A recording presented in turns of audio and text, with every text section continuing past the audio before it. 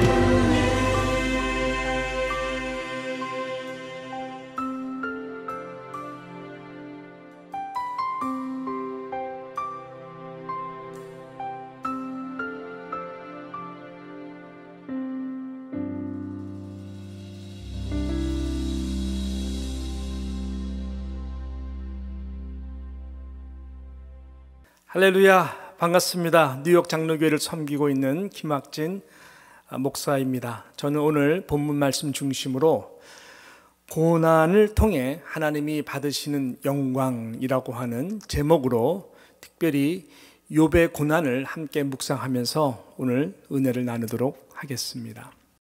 욥이 일어나 겉옷을 찢고 머리털을 밀고 땅에 엎드려 예배하며 이르되, 내가 모태에서 알몸으로 나와서온즉 또한 알몸이 그리로 돌아가올지라. 주신 이도 여호와시오 거두신 이도 여호와시오니 여호와의 이름이 찬송을 받으실지니이다 하고 이 모든 일에 욥이 범죄하지 아니하고 하나님을 향하여 원망하지 아니하니라. 욥이란 인물을 우리는 성경에서 나오는 인물 중에 가장 참 어렵고 또 무게 있는 이러한 고난을 치른 이 고난의 상징으로 생각하는 경우가 참 많습니다. 맞습니다. 맞습니다. 욥은 그런 인물이었습니다. 그렇지만 우리가 역으로 생각해 본다면은 그렇기 때문에 욥만큼 하나님에게 큰 복을 또 받은 자도 없다라고 말씀할 수 있는 것이죠. 그가 고난 전에 받았던 그 축복도 어마어마한 것인데 실은 그가 고난을 통과한 후에 받은 이 축복들은 2배나 될 정도로 큰 복을 받은 인물이다. 그렇게도 볼 수가 있는 것이죠. 욥의 결론이 그랬습니다. 우리가 욥기서 가장 마지막 절인 이 42장 이 마지막 2구절 16절 17절을 보게 되면은 이렇게 욥기서를 마무리 짓습니다. 16절에 보니까 그 후에 즉 모든 이 고난의 과정을 다 통과한 후죠. 그 후에 욥이 140년을 살며 아들과 손자 4대를 보았고 할렐루야. 17절에 보니까 욥이 늙어 나이가 차서 평안히 하나님 앞에 간 것입니다. 여러분, 이래서 끝이 좋은 신앙이 최고의 신앙인 것입니다. 기독교는 항상 이 끝이 좋은 신앙을 선포하고 우리들에게 산 소망을 어떤 고난 가운데서도 주시는 것이죠. 제가 좋아하는 영어 문구 중에 몇 가지가 있는데 다 비슷한 맥락인데요. No pain, no gain 이라고 하는 이 문구입니다. 무엇입니까? 고통이 없으면 성장이 없다라고 하는 이런 뜻이죠. 그 말은 즉 고난이 없으면 축복은 없다라고 또 생각할 수가 있는 것입니다. No cross, no crown. 십자가가 없으면 면류관이 없다. 이 말은 십자가의 고난이 없으면 부활의 영광은 없다. 이렇게 생각할 수가 있는 것이죠. 여러분, 우리 기독교는 반드시 끝이 좋은 종교입니다. 할렐루야. 예수님의 십자가의 고난은 잠시이지만 그 후에 우리에게 약속된 것은 부활을 통한 그 영광은 영원한 것이기 때문에 그런 것입니다.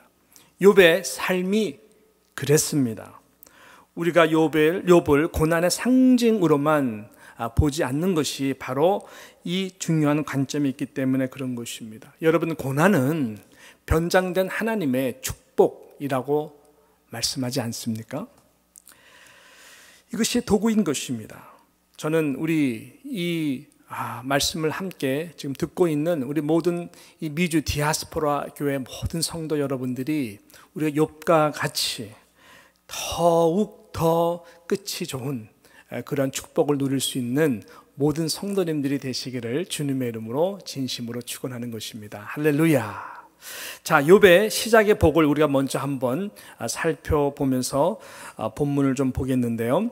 자, 욥의 이 시작의 복, 욥기 1장 1절부터 3절까지 잘 나와 있습니다. 1절에 보니까 우수 땅, 그죠? 우수 땅이라는 곳에 거했던 욥이었습니다. 우수 땅에 욥이라 불리우는 사람이 있었는데 그 사람은 온전하고 정직하여 하나님을 경외하며 이 단어가 굉장히 중요합니다. 오늘 전체적으로 흐르는 이 메시지의 핵심적인 이 문구입니다. 하나님을 경외하며 악에서 떠난 자더라 이렇게 말씀합니다. 또 소유를 보니까 그에게 아들 7과 딸 3이 태어나니라. 그의 소유물은 양이 7,000마리요 낙타가 3,000마리요 소가 500마리요 암나귀가 500마리이며 종도 많이 있었으니 이 사람은 동방 사람 중에 원어브가 아닙니다. 동방 사람 중에 가장 훌륭한 자더라라고 말씀을 하고 있습니다. 여기서 우리가 주목해야 될 이 단어는 아까 말씀드린 것처럼 하나님이 가장 기뻐하는 영적 덕목인 하나님을 경외하며 라고 하는 이 말씀입니다. 하나님을 그는 경외했던 자였었습니다. 그래서 하나님을 경외했기 때문에 삶의 모든 그 성품 자체가 그 온전하였고 정직하였고 악에서 떠난 자다라고 말하는 것입니다. 여러분, 여호와를 경외하는 신앙, 여호와를 경외한다라고 하는 것은 예배적 신앙을 말하는 것입니다. 예배적 신앙, 그는 하나님 앞에 단을 쌓을 때뿐만 아니라 집에서 자녀를 교육하고 또 그 다음에 일터에서 일을 하고 그 다음에 하나님의 나라와 하나님의 영광을 살아갈 때에 늘 하나님을 경외하는 마음, 하나님을 경외하는 마음으로 그는 예배적 삶을 살았던 인물이었던 것이죠. 하나님은 이 부분을 너무나 귀하게 보셨고, 그래서 하나님은 늘 욥을 사랑할 뿐만 아니라 욥에게 많은 축복들을 부어주시고 또 부어주셨던 것입니다. 하나님은 이러한 자들에게 하늘의 신령한 복들과 이 땅의 기름진 복으로 늘 함께하기를 기뻐하시는 것입니다. 여러분, 여호와를 경외하는 것이 우리 인생의 가장 하나님의 복을 받는 그러한 길인 것입니다. 또 그러한 자가 하나님 앞에 늘 예배를 드릴 때에 그 예배라고 하는 것은 하나님이 기뻐 받으시는 예배가 되는 것입니다. 결국 욥의 스토리는 이러한 맥락 속에서 이루어진 이 고난과 영광의 스토리인 것입니다. 자, 우리가 이 1장에 보게 되면은 유명한 이 장면이 등장을 합니다. 하나님과 이 사단과의 이 대화의 장면이 나오는 것이죠. 하나님은 그렇기 때문에, 욥이 이렇기 때문에 하나님은 욥을 칭찬을 합니다. 내가 이 땅에서 정말 욥과 같이 나를 경외하는 자를 내가 본 적이 없다 할 정도로 욥을 굉장히 칭찬을 합니다. 그러나 사단은 거기에 대해서 이의를 제기합니다. 하나님 꼭 그렇지 않습니다. 욥이 그럴 수 있는 것은 바로 그것은 조건적 경외함이기 때문이다라고 말을 하는 것이죠. 조건적 경외함, 이것이 사단의 생각이었습니다. 또 사단이 장담하는 것이었습니다. 이게 무슨 말일까요? 오늘 이 1장 읽지는 않았지만 9절에 보게 되면은 이런 말씀이 있습니다. 사단이 여호와께 대답하여 이르되 욥이 어찌 까닭 없이, 그렇죠? 욥이 어찌 까닭 없이 하나님을 경외하리까? 조건적 경외함을 말하는 것입니다. 그 이유는 그 다음 10절에 나와 있는데, 주께서 그와 그의 집과 그의 모든 소유물을 울타리로 두르심 때문이 아니니까 라고 말씀했어요. 주께서 그의 손으로 하는 바를 복되게 하사 그의 소유물이 땅에 넘치게 하셨음이니라.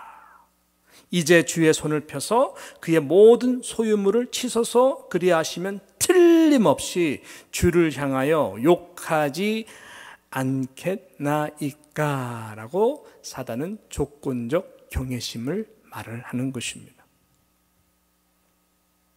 하나님이 욥을 보호해 주시고 항상 하는 일들마다 축복만 주시니까 욥이 그렇게 경외적 그러한 삶으로 모든 영역에 하나님을 예배하고 감사하고 찬송하는 것이지, 하나님 내가 장담하건대 이런 것들, 가장 부자에게 있어서는 아킬레스건이 이 재정이잖아요. 물질이잖아요. 그것을 한번 걷어가 보십시오. 또 화목한 가정 가운데서는 자녀들이 우상이잖아요. 이것을 한번 거두어가 보십시오. 그래도 하나님을 경외하겠는가? 내가 장담컨대 하나님을 원망할 뿐만 아니라 하나님을 욕할 것입니다. 이것이 사단의 생각이었습니다. 여러분, 사단은 항상 이 부분들을 건드립니다. 하나님을 경외하고 참 하나님 복 주시기 원하시는 예배자로 서도록 하지 못하기 위해서 우리에게 이 힘들게 하는 부분들이 항상 이러한 재정적인 부분, 경제적인 부분, 사업적인 부분, 그리고 특별히 이 자녀, 가족, 이 부분들을 사단은 이 도구로 삼아서 우리의 마음을 힘들게 하고 하나님에게 정말 참 하나님을 경외하는 예배자로서 나아가지 못하도록 하는 부분들이 많습니다. 이 기도의 영역도 하나님의 나라를 위해서도 우리가 참 구해야 할 부분들이 너무나 많은데도 항상 이러한 경제적인 부분, 자녀들의 잘 돼야 되는 부분을 놓고 우리가 항상 그 바운드를 넘어가지 못하는 그러한 경우도 많이 보게 됩니다. 자, 어떻게 됩니까? 하나님께서 사단에게 욥의 생명만은 건들지 말고 한번 테스트를 해보라 합니다. 그래서 이 욥의 고난은 신학적으로 말하면은 하나님의 그 허락된 허용된 그 고난인 것이죠. permissive decree라고 말을 하는 것인데 하나님의 거룩한 뜻 가운데에 허용된 그러한 이 고난을 말을 하는 것입니다. 우리가 잘 아는 대로 결국은 이 제 모든 소유를 다 걷어가고 그 다음에 화목한 가정, 큰 맏형 집에서 모두가 다 잔치를 벌이는데 하루아침에 모든 그 10명의 식구들을 다 생명을 거두어 가게 되는 그런 아픈 고난을 욥이 겪게 됩니다. 얼마나 기가 막히겠어요. 하루아침에 모든 것을 다 잃게 됩니다. 그러면서 탄생한 본문이 오늘 저와 여러분이 본문으로 삼은 이 욥기 1장 20절부터 22절 말씀입니다. 이 소식을 듣게 된 욥이 일어나죠. 앉아서 들을 수 있는 소식이 아닙니다. 일어나서 겉옷을 찢고 20절에 보니까 머리털을 밀고 땅에 엎드려 예배하매 라고 말씀합니다. 땅에 엎드려 예배하매. 지금 욥의 마음은 찢어지는 것입니다. 이 히브리인들이 겉옷을 찢었다라고 하는 것은 도저히 감당할 수 없는 아픔을 표현하는 것입니다. 거기다가 머리를 밀었어요. 옷을 찢고 머리를 밀었다고 하는 것은 인간이 표현할 수 있는 가장 아픈 마음을 표현하는 것입니다. 그리고 땅에 바싹 엎드려 예배하였다 그랬습니다. 21절에 보니까 내가 모태에서 알몸으로 나왔사온즉 또한 알몸이 그리로 돌아갈지라. 주신 이도 여호와시요 거두신 이도 여호와시니 여호와의 이름이 찬송을 받을지어다 하고 이 모든 일에 욥이 범죄하지 아니하고 하나님을 향하여 원망하지 아니하니라 라고 반응을 합니다.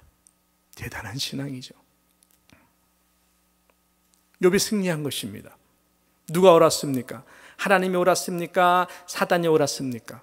당연히 하나님이 옳았고 그 다음에 하나님이 보시기 원했던 이 욥이 하나님을 진정으로 모든 것을 다 가져가도 하나님 앞에 아픈 마음이지만 엎드려 경배하고 내가 적신으로 왔습니다.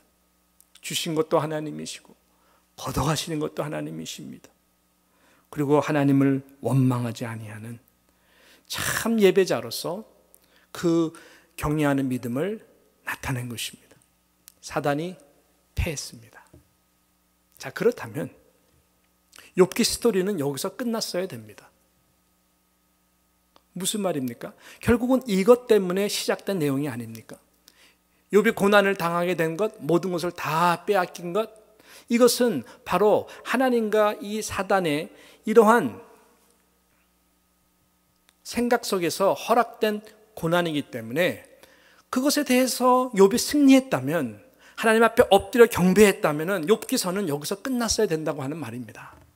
그러나 너무나 의아한 것은 욥기서는 바로 여기서부터 시작이 되는 책이다라고 하는 것이죠. 여러분, 바로 여기서 우리는 이 욥의 고난 속에서 우리가 보통 생각하지 못하는 하나님이 허용하신 그 고난, 그리고 고난 속에서 하나님이 더욱더 받으시기 원하시는 이런 영광스러운 부분이 있구나라는 것을 우리는 깨닫게 되는 것이죠. 오늘 그것을 저와 여러분과 함께 말씀을 좀 더 깊게 나누기를 원하는 것입니다. 고난이 오게 됨으로써 결국 이 욥의 삶 가운데에 이 모든 전체 가운데 드러난 것이 무엇일까요? 그것은 뭐냐면은 의에 대한 이 분노의 이슈였습니다. 참 하나님을 경외하고 참 경외하는 자로서 하나님께 예배를 드림으로 더 많은 축복을 받을 수 있는 것들을 막게 되는, 처음에는 몰랐죠. 이러한 의의 분노에 대한 이 이슈가 여러분 욥기 전체 가운데에 흐르는 내용이다라고 하는 것입니다. 이것이 한계가 되어서 이것을 극복하지 못함으로 말미암아 결말에서 하나님이 주시기 원하시는 2배의 축복을 받지 못하게 됐던 것인 것입니다. 그러나 이것이 나중에 깨닫게 되고 해결이 되자 하나님은 그 전에 보다 훨씬 더 큰 축복으로 욥을 축복해 주는 이 내용이 나오는 것이죠. 여러분, 여기서부터 이제 37장까지는 욥기는 전체 42장까지가 있는데 등장하는 인물들이 나오죠. 가까웠기는 아내, 그리고 세 친구들입니다. 가까웠던 세 친구, 대만 사람 엘리바스, 빌닷과 소발이 그런 자들이었습니다. 이 37장까지는 끊임없는 저들과의 그 대화의 내용이, 욥과 저들의 대화의 내용들이 계속 욥기 가운데에 나오고 메우고 있습니다. 그럴듯한 대화들입니다.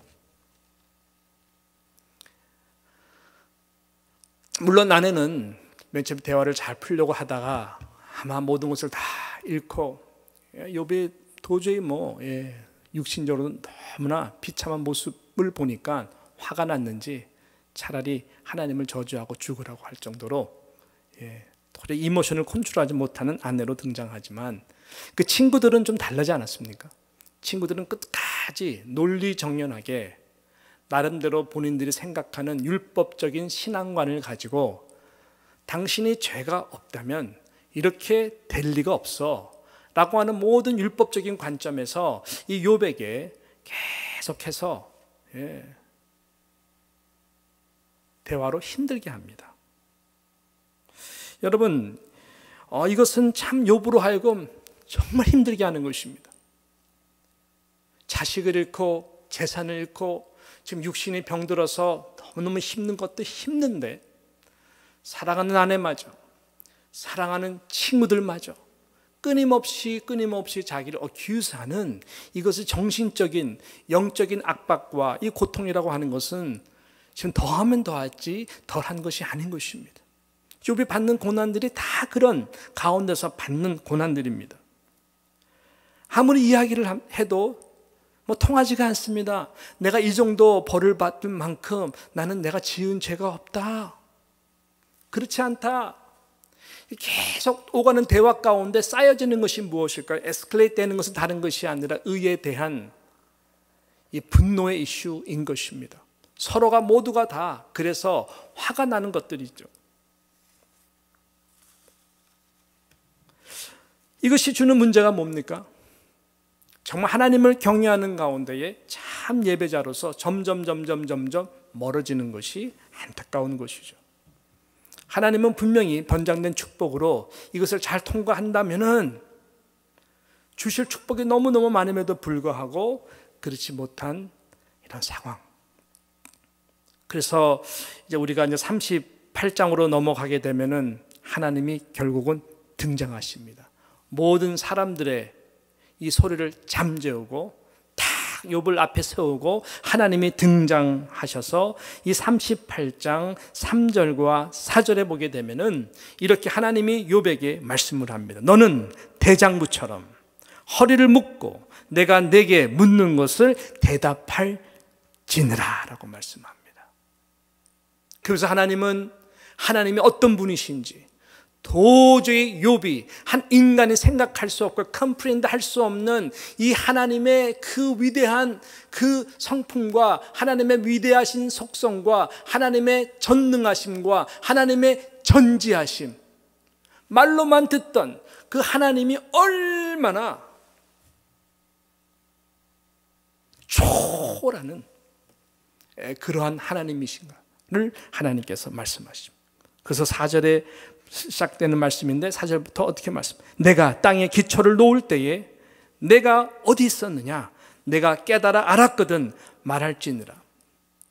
이 모든 우주에, 모든 이 땅에 시작부터 시작하셔서 아주 디테일한 부분까지 가축들이 어떻게 새끼를 낳고 번개와 구름과 이 자연 속에서 하나님이 구체적으로 일하시는 모든 다스림, 통치하심, 그 하나님 되시면서 네가 그 지혜가 있느냐, 그 지식이 있느냐, 대답하라, 대답하라, 대답하라.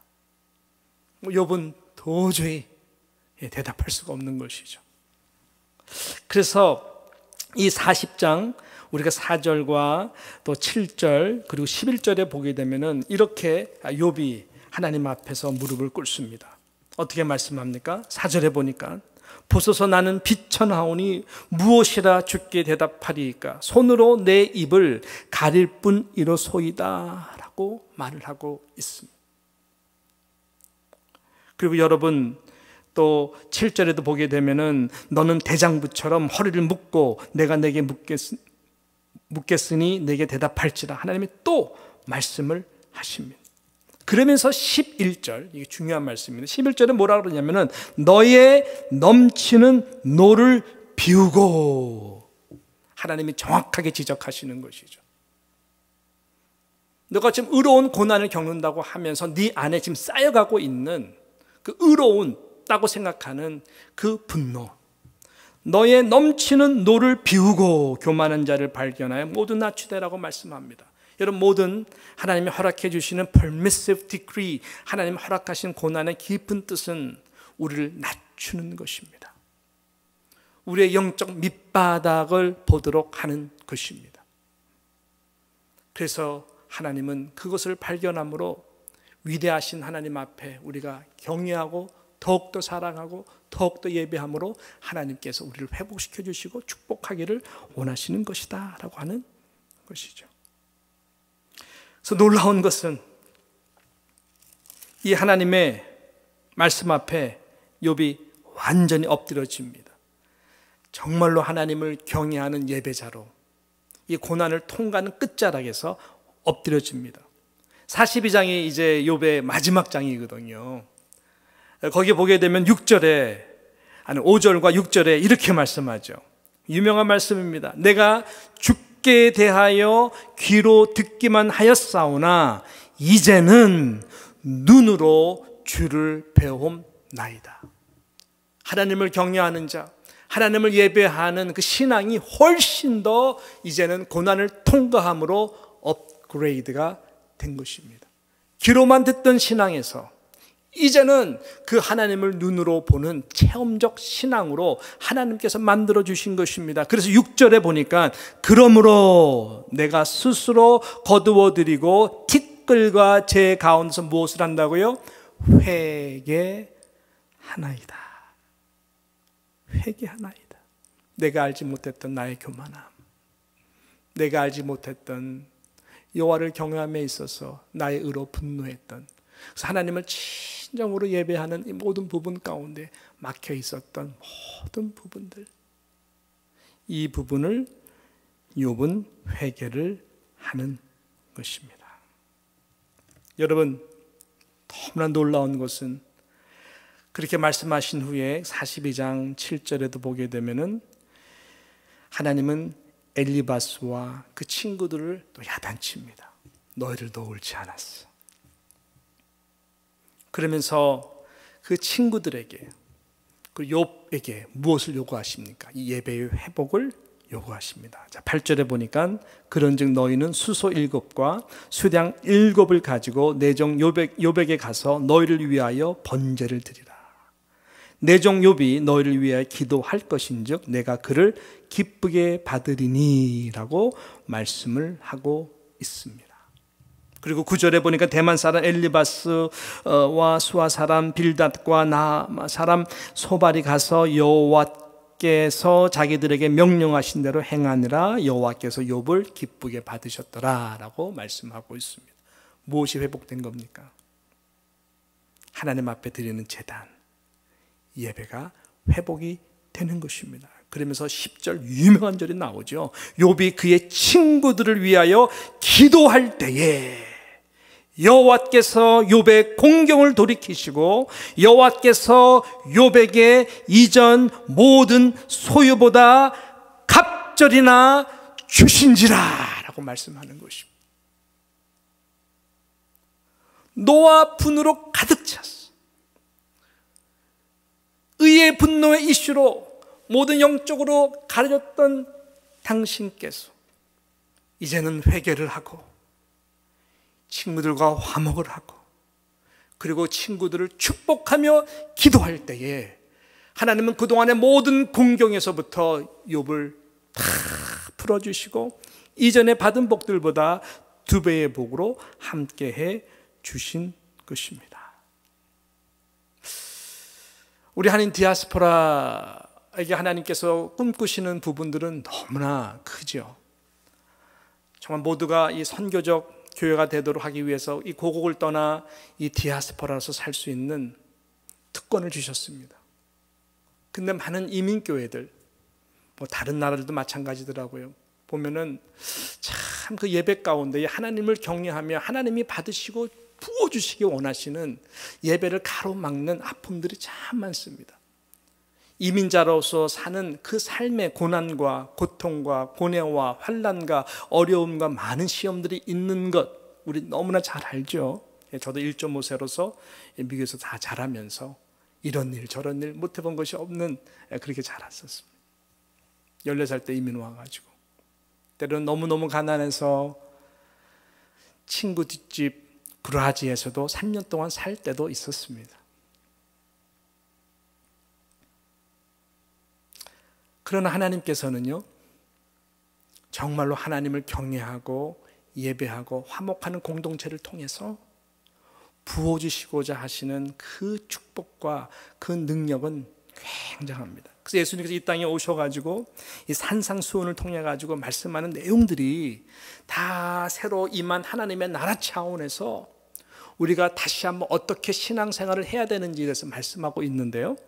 마태복음 5장 21절에 보게 되면은 옛사람에게 말한 바 살인치 말라. 누구든지 살인하면 심판을 받게 되리라 하였다는 것을 너희가 들었으나 라고 말씀합니다. 나는 너에게 이르노니 형제에게 노하는 자마다 심판을 받게 되고 형제에 대하여 나가라 하는 자 공회에 잡혀가게 되고 미련한 놈이라 하는 자는 지옥불에 들어가게 되리라 라고 말씀하고 있습니다. 예수님의 기준은 너무나 차원이 다릅니다. 형제에게 노하는 자가 바로 살인자다라고 말씀하고 있는 것입니다. 그래서 23절에 그러므로 예물을 제단에 드리려다가 거기서 내 형제에게 원망 들을 만한 일이 있는 것이 생각나거든 어떻게 하라 그럽니까? 예물을 제단 앞에 두고 예배를 하지 말라라는 것이죠. 더 중요한 것, 먼저 가서 형제와 화목하고 그 후에 와서 예물을 드려야 하나님이 받으신다. 이 땅에서도 매이면 하늘에서도 매이고 이 땅에서 우리가 풀면 하늘에서 풀리는 축복이 쏟아 부어진다라고 하는 것이죠. 좀 심한 말로 말하면 하나님은 살인자들이 드리는 예배를 거부하세요. 받지 아니하세요. 예수님이 이 땅에 오신 목적이 무엇입니까? 화목 제물이 되기 위해서 십자가에서 모든 고난과 수치를 우리를 대신해서 다 지신 것이잖아요. 여러분, 하나님이 왜 가인의 예배를 받지 아니하시고 아벨의 예배를 받으셨을까요? 많은 분들이 이 부분에 대해서 신학적으로 성경적으로 답이 무엇이냐 말을 하는데 너무나 심플한 거예요. 살인자의 예배를 하나님은 받지 아니하십니다. 즉 가인이 하게 될 행동을 이미 아셨고 가인에서 항상 그 동생을 살인하기 전에 그 마음에서 부글부글 끓이는 노를 하나님께서 보신 거예요. 그러니까 받을 수가 없는 거예요. 안 받으니까 역시 그 스타일이 나오죠. 그 성격이 나오죠. 그래서 하나님이 받지 않았다는 것에 대해서 분을 내고 아벨을 죽여버리는 거잖아요.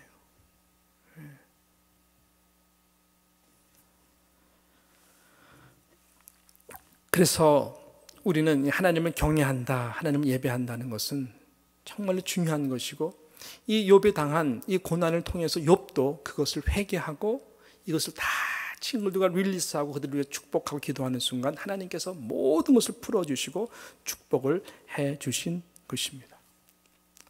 제가 아는 후배 친구 목사님이 계십니다. 역시 그 목사님은 참 훌륭하구나.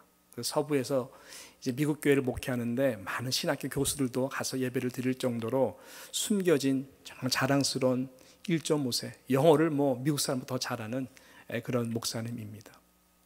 같이 캠퍼스 사역을 하면서 서부에서 제가 젊었을 때, 그분도 젊었을 때에 같이 전도사 사역하고 같은 교회를 섬겼었는데요.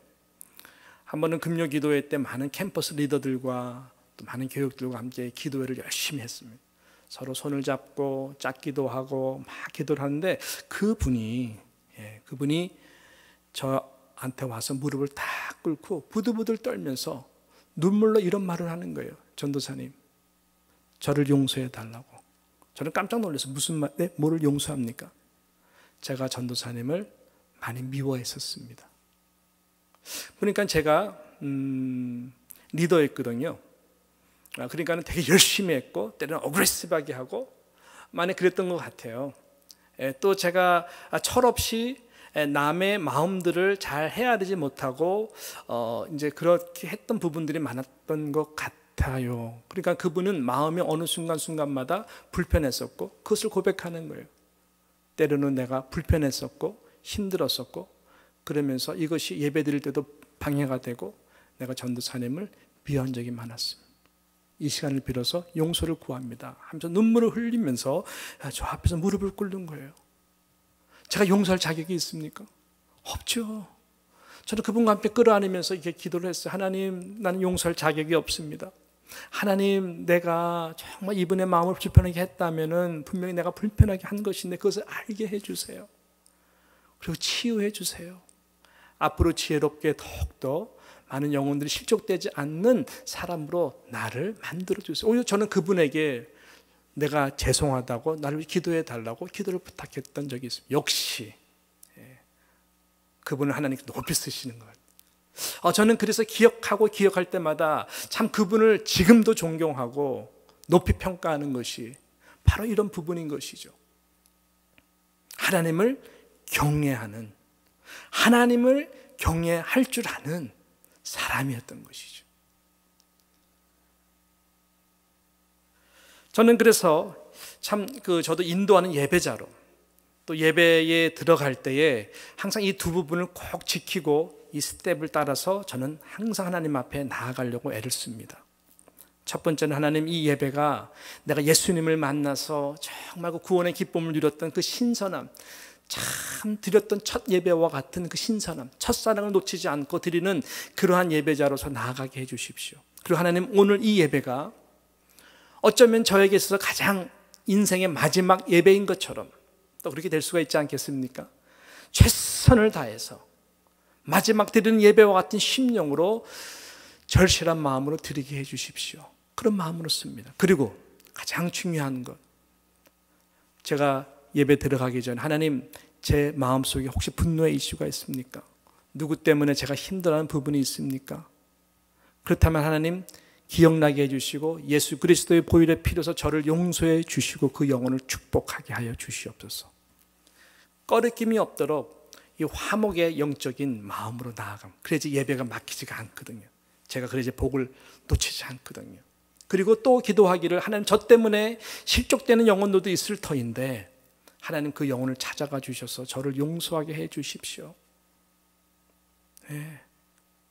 그런 마음으로 예배 자리에 나아가는 것입니다. 이것은 저가 드려야 되는 기도뿐만 아니라 이 방송을 듣고 있고 함께 지금 동참하는 우리 모두가 함께 들어야 되는 부분이 아닌가 생각을 하는 것입니다. 욥의 고난의 모든 가장 중요한 이 부분은 여호와 하나님을 경외, 계속해서 일어나는 관계에서 일어나는 이 마음의 분노, 힘든 것, 이것이 얼마나 하나님께서 나에게 주실 그 복을 가로막고 있었는가. 그것을 깨닫고 친구들에서 기도하는 순간 하나님이 복을 주시고 그 후에 욥이 140년을 살며 아들과 손자 4세대를 보았고 같이 늙어 나이가 차서 죽었더라라고 말씀하는 것입니다. 바로 이것을 위해서 예수님께서 십자가에 달려 죽으시고 그 예수 그리스도 안에서 우리 모두가 화목하여 이민교회 2세들이 다 상처받고 다 떠나는 이런 시대 가운데에 욥이 받았던 축복과 같이 정말 우리가 가정에서나 일터에서나 우리가 공동체 안에서나 여호와를 정말로 사랑하고 경외하는 그러한 하나님의 백성들이 되어서 2세대, 3세대, 4세대가 함께 하나님을 경외하고 예배하는 공동체, 예배하는 인생, 그 하나님의 나라를 이 땅 가운데 힘있게 이루어가는 모두가 되기를 주님의 이름으로 진심으로 축복합니다. 기도하겠습니다. 하나님 아버지 감사합니다. 고난은 우리가 피해 갈 수 없는 부분입니다. 그러나 욥의 고난을 통해서 하나님이 허락하신 모든 고난들은 아버지 하나님 변장된 축복임을 깨닫습니다. 욥이 누렸던 그 축복, 또 통과해야 되는 그 고난들 우리 또한 잘 통과함으로 무엇보다 하나님이 가장 원하시고 회복하게 원하시는 여호와 하나님을 경외함으로 우리가 모든 삶 자체가 예배자가 되어서 하나님이 축복하지 않고서는 견딜 수가 없는 2세대, 3세대, 4세대, 1000대까지 하나님이 준비하신 모든 축복들을 다 받고 누리는 그러한 우리 모든 이민자들, 디아스포라 성도들 되게 하여 주시옵소서. 예수님의 이름으로 기도드리옵나이다. 아멘.